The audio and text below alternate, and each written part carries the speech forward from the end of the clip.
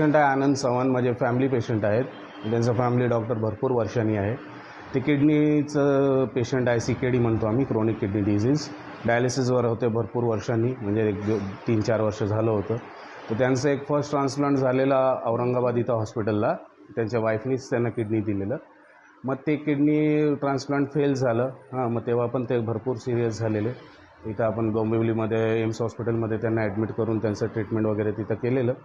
त्यानंतर तिथून जेव्हा बरं झालं त्यानंतर त्यांचं 6-8 महिन्यांनी असं झालं की मला विचारलं गेलं की आपल्या ओळखीत कोणी आहे का, की सेकंड ट्रान्सप्लांट त्यांना परत करायचं होतं.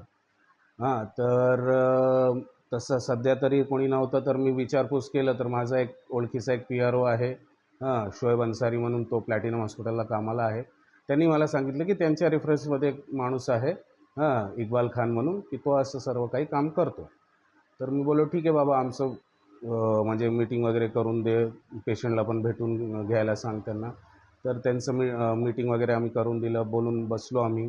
तर असं डिसाईड झालं की एक रक्कम तयार झाली की त्याच्यात आपण हे करूया, म्हणजे ऑपरेशन करूया, आणि ते कोलकात्याला करणार. तर सुरुवातीला सर्व काही डॉक्युमेंट्स वगैरे ते पेशंट पण तिथं गेलं, त्यांचं ब्लड टेस्ट वगैरे, क्रॉस मॅच वगैरे सर्व काही झालं, हॉस्पिटलमध्ये OPD वगैरे झाली.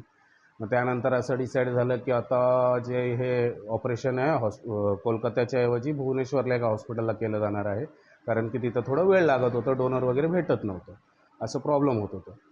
तर तिथं गेले. मग तिथं भुवनेश्वरला मग तिकडे जे एजंट्स होते, त्यांचं कॉन्टॅक्ट त्या इक्बालसोबत होता, आपलं डायरेक्ट कॉन्टॅक्ट तिथं नव्हतं. मग ते पेशंट पण भुवनेश्वरला 1-2 वेळा गेलं, तिकडं पण परत सर्व काही क्रॉस मॅच वगैरे, सर्व काही डोनर वगैरे, मॅचिंग वगैरे, क्रॉस मॅचिंग वगैरे सर्व झाली. मग एक तारीख दिली की बाबा या तारखेला, म्हणजे भरपूरदा 2-3दा असं झालं की डेट ते पोस्टपोन होत गेलं. मग शेवटी एक डेट आम्हाला भेटलं की नाही, या डेटला आपण ऑपरेशन करूया. मग पेशंट आणि त्यांची वाईफ आणि अजून एक त्यांचं नातेवाईक तिथं हॉस्पिटलला पोचले. पण जेव्हा असं ॲडमिट व्हायची वेळ आली तेव्हा तो तिकडचा जो एजंट होती, ते एक फिमेल होती, तिचा हजबंड, तो जो डोनर होता, डोनर, आणि जो एक मध्ये एक हॉस्पिटलचा असिस्टंट, म्हणजे OT असिस्टंट, जे डॉक्टर ऑपरेशन करणार आहे त्यांचा असिस्टंट म्हणून जो होता, ते सर्वजण एकत्रच गायब झाले. त्यांचा फोन नंबर वगैरे सर्व एकत्रच स्विच ऑफ झालं. आणि मग त्यानंतर त्यांचं काहीच कॉन्टॅक्ट वगैरे नाही. मग जेव्हा माझ्याशी बोलणं झालं तर मी त्यांना बोललो ठीक आहे, तुम्ही या परत, आपल्याला पोलीस कंप्लेंट आता करावंच लागणार आहे, शिवाय काय पर्याय नाही आपल्याकडे, आणि आपलं फसवणूक हे या विषयामध्ये झालंच आहे, असा विषय. त्याच्यामध्ये तुमचंही नाव आहे? हां, माझं नाव आहे, कारण की कसं आहे बघा, कॉन्टॅक्ट सुरुवात माझ्यापासूनच झालं. त्यांना तर ह्या प्रकरणात काही माहीत नव्हतं, आणि मी पण कसं, हे पण असं प्रकरण वगैरे आपण कधी केलंच नाही. पण तो आपले एकदम खास पेशंट होते, म्हणजे फॅमिली पेशंट आहे, खूप वर्षापासून ओळखतात त्यांचं.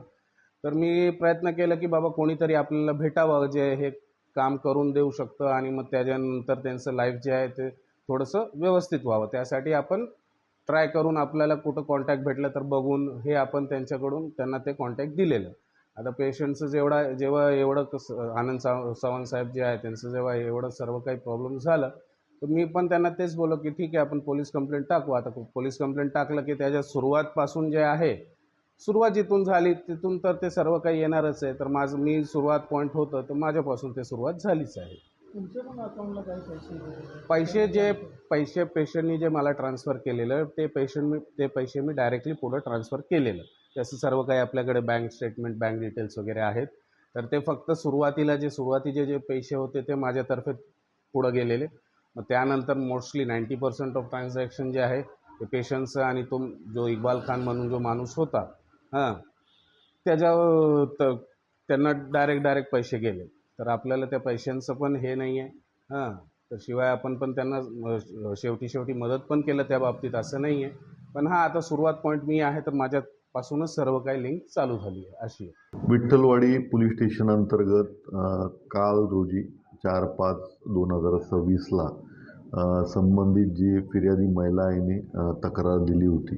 यामध्ये संबंधित फिर्यादी महिलेचे पती यांचा किडनीचा इश्यू असल्याने ते संबंधित डॉक्टर जे आहेत त्यांच्याकडं उपचाराकामी गेले होते, आणि उपचार करत असतानाच त्यांना असं आश्वासन देण्यात आलं की जवळपास 32 लाख रुपये दिल्यानंतर नवीन किडनी जी आहे ती प्रत्यारोपित करता येईल.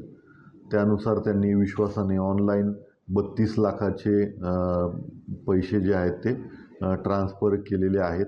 यामध्ये एकूण डॉक्टर धरून इतर 6 आरोपी आहेत.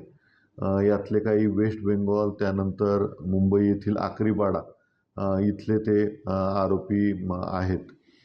यामध्ये संबंधित पैसे ट्रान्सफर झाल्यानंतर त्यानंतर त्यांना कुठलंही किडनीचं प्रत्यारोपण किंवा त्यांचे पैसे परत न गेल्यामुळं संबंधित फिर्यादी महिलेने जे आहे ते पोलीस स्टेशनला येऊन तक्रार दिलेली आहे. सदर गुन्ह्याचा तपास जो आहे तो वरिष्ठ पोलीस निरीक्षक श्री अशोक कोळी करत आहेत.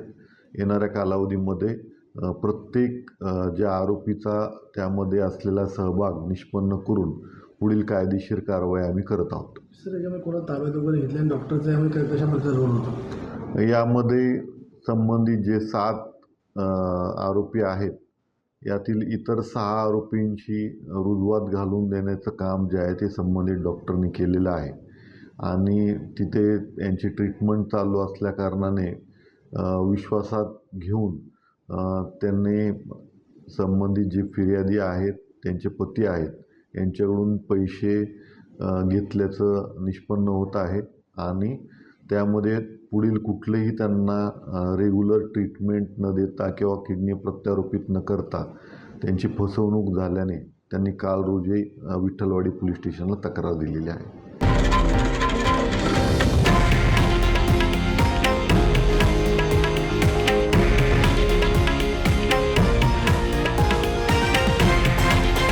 हे आहे देशातील नंबर 1 न्यूज नेटवर्क आणि आपण पाहत आहात TV9 मराठी, एकमेव.